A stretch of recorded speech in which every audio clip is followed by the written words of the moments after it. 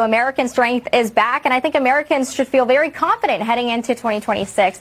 This year, we saw young people lead a military recruitment boom. We've got 18-year-olds lining up to serve this country. It's really incredible to see. And now we have a president that is equipping our service members with the tools, the training, the technology in order to keep this country safe. And this new Trump-class Golden Fleet of naval battleships is just the latest example of that. This president is leading a masterclass in peace through strength.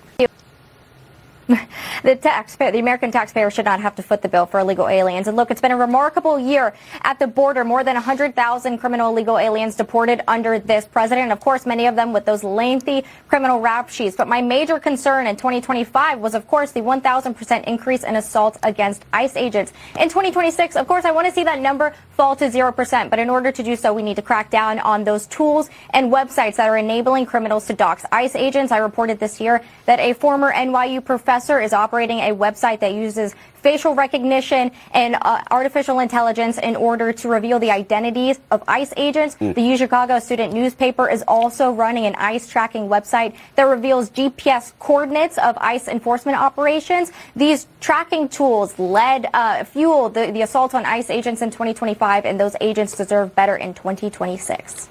Oh, absolutely. And Maria, it is laughable that Minnesota Governor Tim Walz is attempting to shift the blame here to President Trump when perhaps one of the most effective accomplishments of this administration has been rooting out waste, fraud, and abuse. This year, DOJ reported at least $200 billion in savings. That equates to about $1,300 per taxpayer. Secretary Brooke Rollins said that the USDA found that nearly 5,000 deceased individuals were still receiving food stamps. The Department of Ed found over $30 million in federal student aid going to deceased individuals. I mean, this administration clearly is rooting out waste, fraud, and abuse, and it's those Minnesota lawmakers who need to join the party. Who was behind the auto pen, Emily?